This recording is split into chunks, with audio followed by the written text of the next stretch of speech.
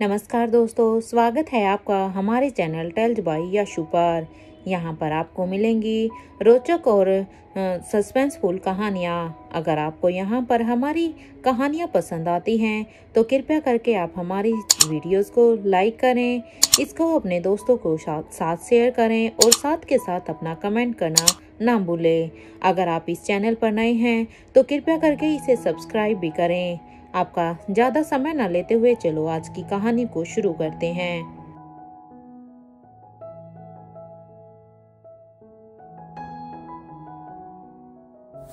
पिछले एपिसोड में हमने सुना था कि जब यहाँ पर करण और धनंजय दोनों ही अपनी उस गाउन को लेकर बातें करते हैं कि वहाँ पर एक गाउन उन्होंने आयशा मारवा के लिए बनवाया था, तो वहाँ पर एक गाउन अब करण ने धनंजय को बोलकर स्वाति के लिए भी तैयार कराया था।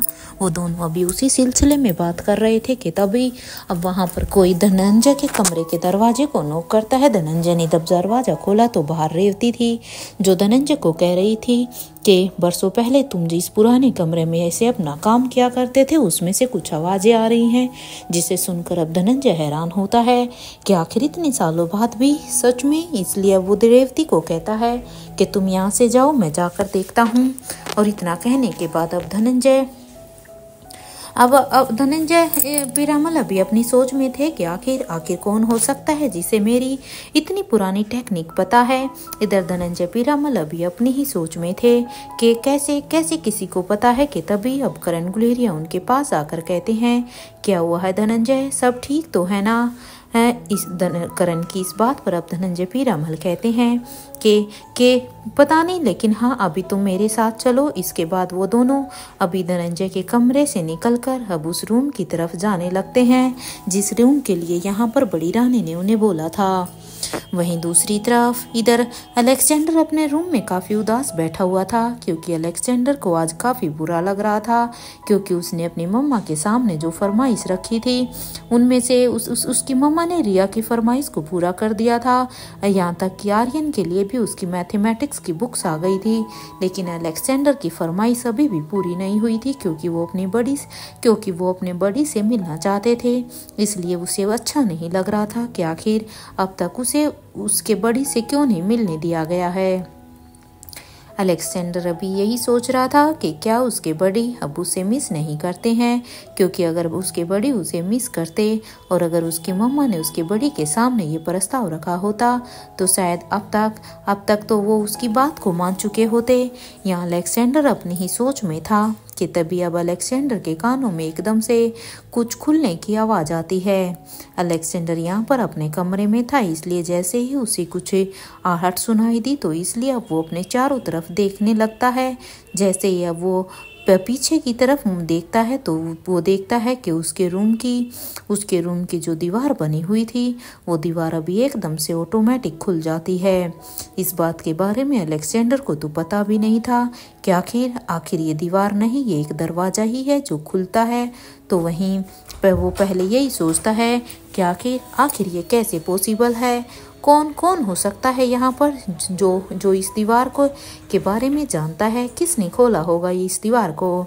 इससे पहले कि अब अलेक्जेंडर वो कुछ भी सोच पाता उसके बारे में कि तभी उसके सामने अब किंग की वो स्टैचू आ जाती है, जिसे अलेक्जेंडर भी अच्छी तरह से जानता था। इसलिए उस स्टैचू को देख जैसे ही वो स्टैचू अब उस कमरे में आती है तो वो स्टैचू अब अलेक्जेंडर से कहती है, छोटे युवराज, मैं आपको लेने के लिए यहाँ पर आई हूँ, किंग आपको अपने पैलेस में बुला रहे हैं।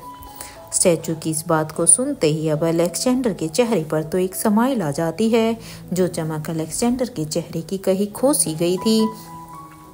इस बात को सुनकर एकदम से ही वो वापस आ जाती है और एकदम से ही वो अपनी खुशी में खड़े होते हैं और कहते हैं कि ठीक है, थैंक यू सो मच, आप मुझे यहाँ पर लेने आई, इसलिए चलो जल्दी से चलो, क्योंकि मुझे भी बस अपने बड़ी से मिलना है। मैं बता नहीं सकता मैं अपने बड़ी को कितना मिस कर रहा था। ये कहते हुए ही अलेक्जेंडर अब अपनी बात को आगे बढ़ाते हुए कहता है, अगर मैं आपके साथ चलूँगा तो फिर यहाँ पर लेकिन सब फिर मेरे बारे में पूछेंगे।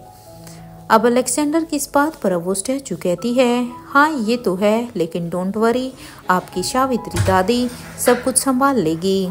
क्योंकि आपको उसके बारे में चिंता करने की ज़रूरत नहीं है। इसलिए अब आपको मेरे साथ चलना चाहिए, क्योंकि अब हमें यहाँ पर ज़्यादा टाइम स्पेंड नहीं करना चाहिए। अब उस ये स्टैचू की ये बात सुनते ही अब अलेक्जेंडर अब उस स्टैचू के पास आ जाता है कि तभी जैसे ही वो अब स्टैचू के पास उसके साथ चलने के लिए आता है, तभी अब अलेक्जेंडर को कुछ याद आता है और वो अचानक से ही अब स्टैचू को कहता है, बस 1 मिनट। स्टैचू के इतना कहते ही अब वो अलेक्जेंडर के इतना कहते ही अब वो स्टैचू भी उसकी बात को सुनकर हाँ में अपना सिर हिला देती है और अब वो अलेक्जेंडर को 1 मिनट दे देती है।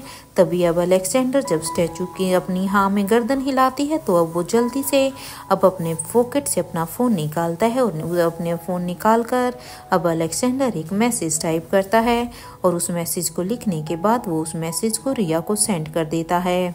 रिया को वो मैसेज सेंड करने के बाद अब अलेक्जेंडर कहता है, all done, now I can go with you, और वो उसे कहता है चलो। इसके बाद अब वो दोनों वहाँ से चले जाते हैं। तो वहीं दूसरी तरफ इधर करण गुलेरिया और धनंजय वो दोनों अभी उस रूम के अंदर आ जाते हैं जहाँ से थोड़े समय पहले अब वहाँ पर बड़ी रानी को आवाज़ आई थी। वहाँ आने के बाद अब धनंजय पीरामल अब उस रूम के दरवाजे को जल्दी से अंदर आने के बाद बंद कर देते हैं। वो अब उस दरवाजे को बंद करने के बाद अब वो वहाँ पर लगे हुए एक बटन को ऑन कर देते हैं, जिसके बारे में बस धनंजय ही जानता था।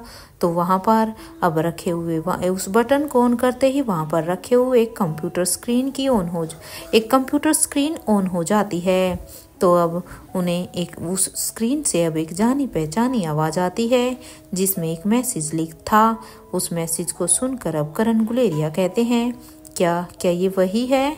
अब करण की इस बात पर अब धनंजय पीरामल कहते हैं कि मैं जिंदा हूँ, ये बात उसे कैसे पता चली?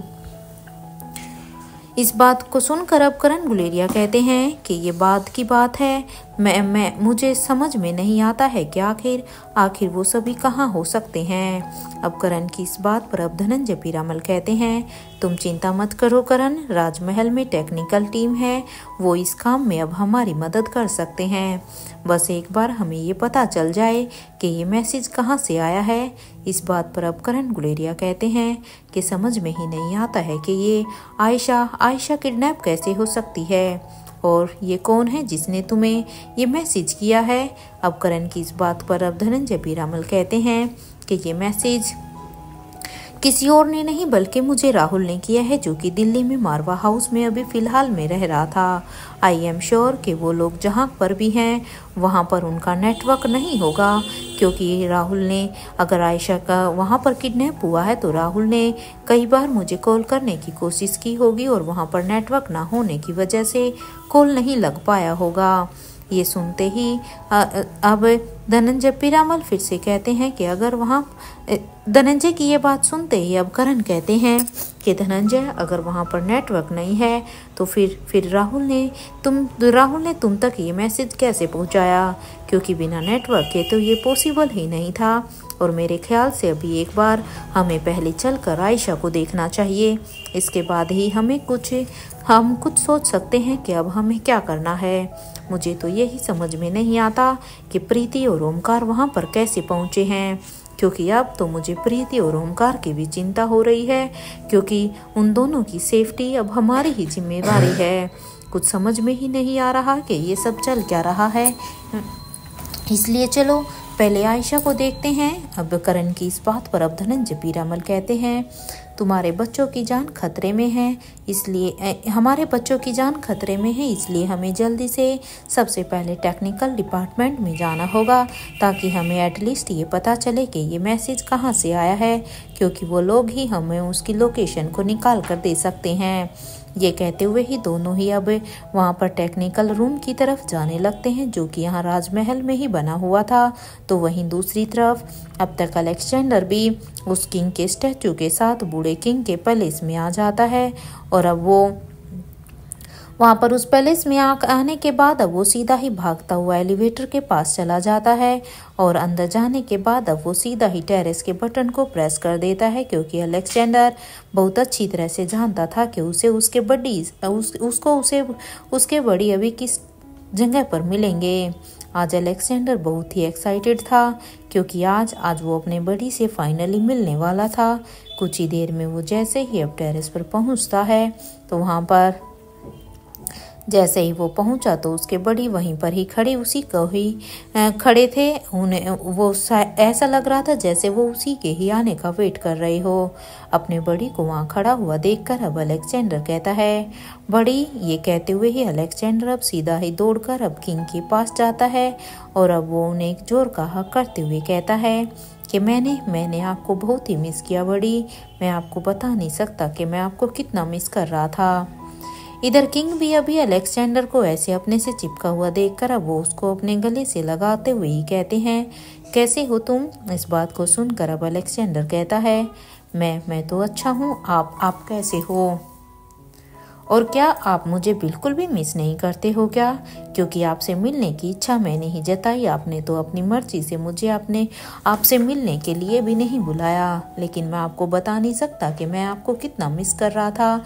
इतना मिस कर रहा था कि मैं अपने आप को रोक ही नहीं पाया मम्मा को ये बताने से कि मुझे आपसे मिलना है। अब अलेक्जेंडर की ये बात सुनते ही अब किंग अपने हाथ को अलेक्जेंडर के सिर पर फेरते हुए कहता है मैंने भी तुम्हें बहुत ही मिस किया है। कुछ देर तक उसे गले से लगाने के बाद अब किंग अलेक्जेंडर से अलग होते हुए अब वो अपनी पॉकेट से अब आज 4 चॉकलेट निकाल कर उसे दे देते हैं और अब वो उन चॉकलेट्स को लेकर अब अलेक्जेंडर कहता है मैं सिर्फ अपना पोर्शन ही खाऊंगा क्योंकि मैं यहाँ पर अपने ही लेने वाला हूँ, क्योंकि मुझे पता है बाकी की चॉकलेट मेरे भाई बहन के लिए है। अब अलेक्जेंडर की इस बात पर अब किंग कहते हैं क्या तुम अपने दोस्तों से नहीं मिलना चाहते हो? अब किंग की इस बात पर अब अलेक्जेंडर कहता है कि मैं तो उनसे मिलना चाहता हूँ, लेकिन मैं पहले आपके साथ थोड़ा नहीं बहुत सारा टाइम स्पेंड करना चाहता हूँ। और हाँ बड़ी, आप मुझे चेस खेलना सिखाएंगे ना?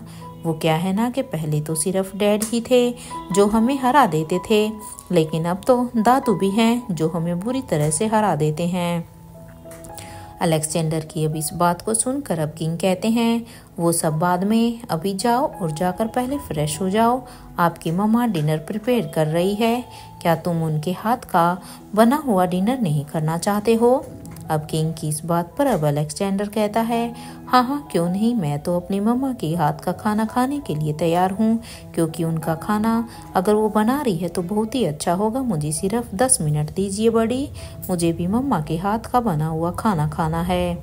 अब अलेक्जेंडर की ये बात सुनते ही अब किंग कहते हैं कि हाँ ठीक है, फिर तुम अपने कमरे में जाओ, सबसे पहले मैं वहीं पर ही आता हूँ। अब किंग की ये बात सुनते ही अब अलेक्जेंडर कहता है ओके बड़ी, और ये कहते हुए ही अलेक्जेंडर एक अच्छा बच्चा बनकर अब अपने रूम की तरफ जाने लगता है। कुछ ही देर के बाद जब वो अपने रूम में पहुंच जाता है तो अब वो वहां पर अपने कबर्ड से अपने कपड़ों को निकालकर शावर लेने के लिए चला जाता है। कुछ ही देर के बाद जब वो शावर लेकर वापस आता है तो वो अपने पेट एनिमल्स के साथ खेलने लगता है और वो अब उनके साथ खेलने में इतना बिजी हो जाता है कि उसे अब टाइम का पता भी नहीं चलता कि तभी उसके रूम का दरवाजा अब नॉक होने लगता है।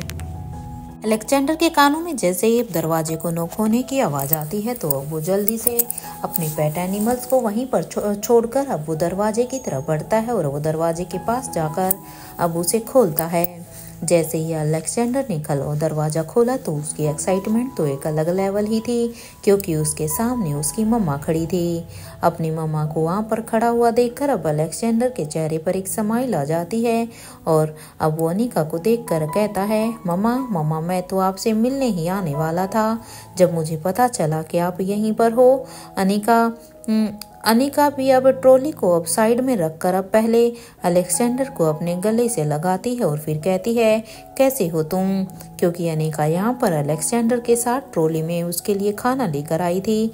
अब अनिका उसे कहती है अब तो तुम बहुत ही खुश होगे ना, क्योंकि अब तुम यहाँ पर अपनी बड़ी से फाइनली मिलने के लिए आ ही गए, क्योंकि अब जिस तरह से रिया और आर्यन की फरमाइश पूरी हुई अब फाइनली तुम्हारी भी हो गई।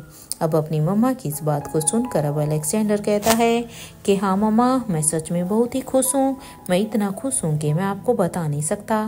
Thank you mamma for this.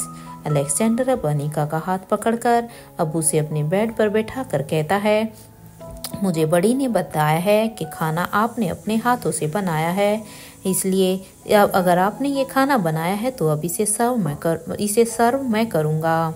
मैं आपको और बड़ी को अपने हाथों से खिलाऊंगा, देखना मम्मा।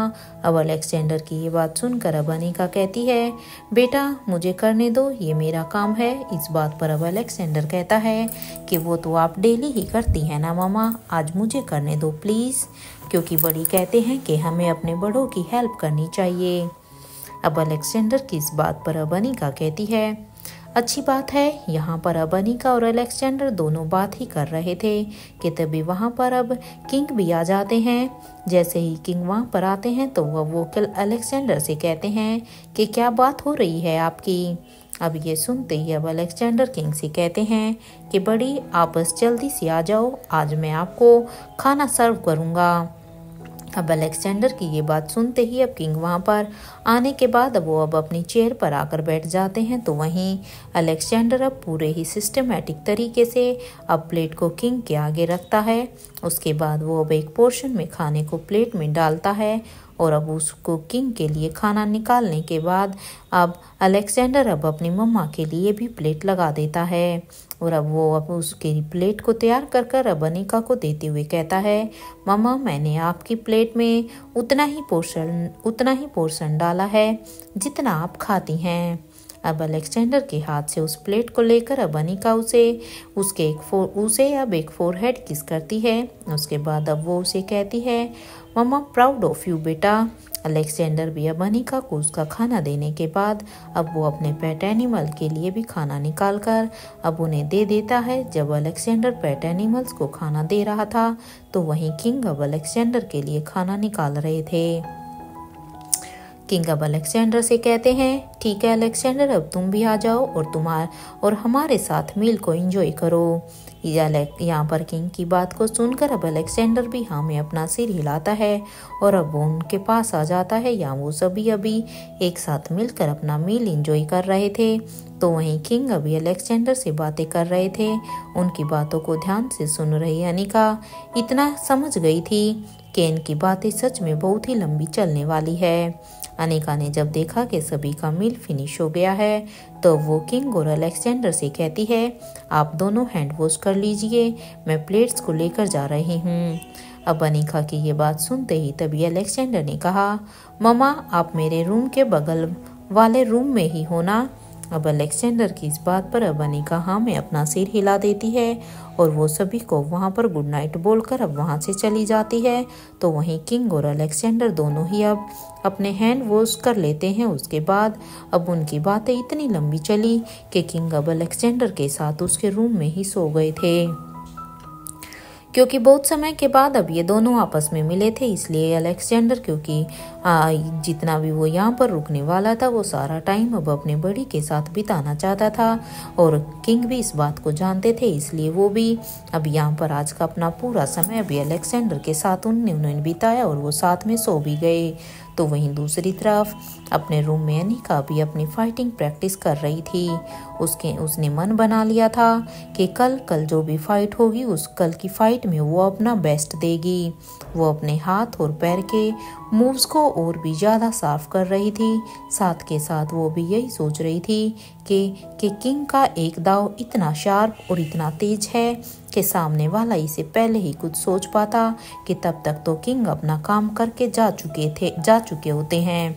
अनिका भी साथ में ही उस बुक्स को भी बड़े ही ध्यान से देख रही थी जिसे किंग ने उसे पढ़ने के लिए दिया था और वो अब उस बुक को पढ़कर अब किंग के मूव्स को समझने की कोशिश कर रही थी, क्योंकि उस बुक्स की वजह से अनिका को अपनी फाइटिंग में बहुत सारी हेल्प मिल रही थी और के साथ उस बुक में पढ़ने के साथ साथ वो अपनी प्रैक्टिस भी कर रही थी। जैसे जैसे उस बुक्स में एक एक डिटेल्स को लिखा हुआ था उसे समझकर वो सेम वैसे ही प्रैक्टिस कर रही थी। जहाँ एक तरफ अनिका भी किंग को हराने के लिए अपनी पूरी तैयारी कर रही थी तो वहीं उस आयरलैंड पर रोहित का भी यही हाल था। उसे भी वाटर टेक्निक्स में स्वाति मल्होत्रा को हराना था। वो अब अपने दिमाग में यही जोर डाल रहा था कि उसे कौन सा वार करना होगा। वो जानता था कि कल उसकी स्वाति माँ यहाँ वापिस आएगी और वो उसके साथ फाइट भी करेगी। जहां पर अनिका और रोहित दोनों ही अपनी फाइटिंग प्रैक्टिस के लास्ट स्टेज पर थे, क्योंकि इन्होंने ऑलमोस्ट अभी अपनी फाइटिंग को सीख लिया था। तो वहीं दूसरी तरफ इधर प्रीति, धीरज, राहुल, ओमकार, सनी, ये सभी अभी इन सभी लोगों की कैद में थे। यहाँ राहुल अब अपने मन में ही यही सोचता है कि क्या अब तक ताऊ जी को उसका मैसेज मिल गया होगा। आई होप कि उन्हें मिल गया हो।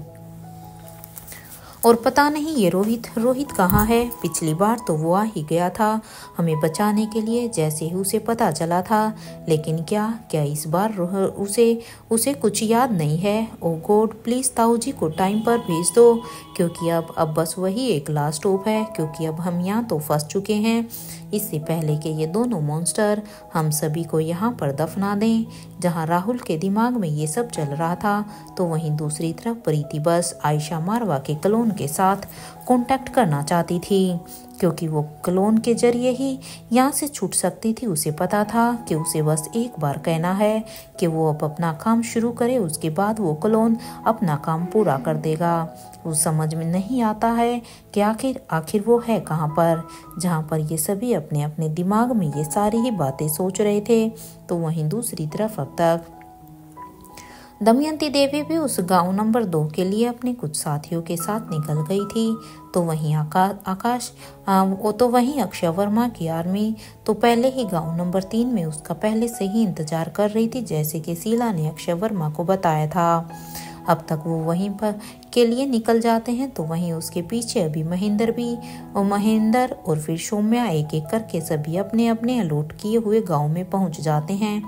तो वहीं यहाँ पर शीला अभी अपना नकली बेटे से कहती है कल सुबह के लिए तैयार रहना। ये कहते हुए ही अब वो उसे एक इंजेक्शन लगा देती है। अब वो खुद उस घर से बाहर निकलकर कुछ दूर तक पैदल चलने के बाद अब वो एक गाड़ी में जाकर बैठ जाती है, क्योंकि शीला ने यहाँ पर अब अपना काम कर दिया था। अब ये सब करने के बाद अब वो अपने कान में एक ईयरपीस पहन लेती है और उसका मोबाइल अब पूरी तरह से रेडी था सब कुछ रिकॉर्ड करने के लिए। तो वहीं अब तक दूसरी तरफ रोहित के पैलेस में भी जितने भी इन्फेक्टेड लोग थे वो धीरे धीरे अभी उस पैलेस की तरफ ही बढ़ रहे थे।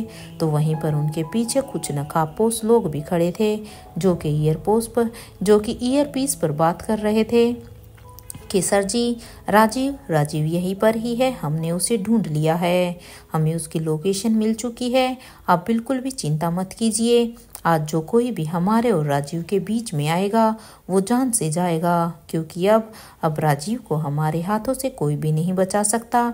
जहां पर एक तरफ रोहित के पैलेस पर इन सभी लोगों की नज़र थी, तो वहीं दूसरी तरफ राजमहल में अब तक धनंजय पीरामल और करण गुलेरिया दोनों को ही अब उस लोकेशन का पता चल गया था। जैसे ही अब उन्हें पता चला कि वहीं करण गुलेरिया अब कहते हैं कि ये तो उसी गांव की लोकेशन है ना धनंजय, जहां पर तुम्हें जाना है।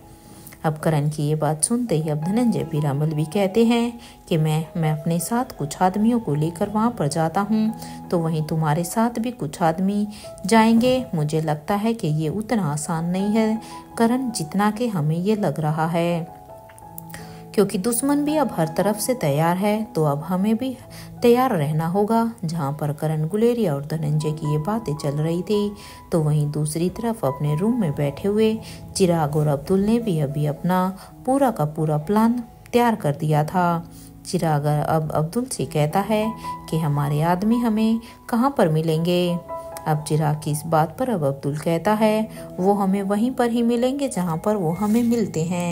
मैंने उन्हें कह दिया है कि वो सभी वहाँ पर सारे के सारे एडवांस हथियारों को लेकर वहाँ पहले से ही तैयार रहें, क्योंकि इस बार जिस तरह से अनिका मैडम ने और किंग का पूरा प्लान है उसके हिसाब से अब हमें काम करना है। अब की बार हमें अपने दुश्मनों से और भी ताकत के साथ लड़ना है, इसलिए ये हथियार और लोग सब पूरी तरह से पहले से ही तैयार हैं।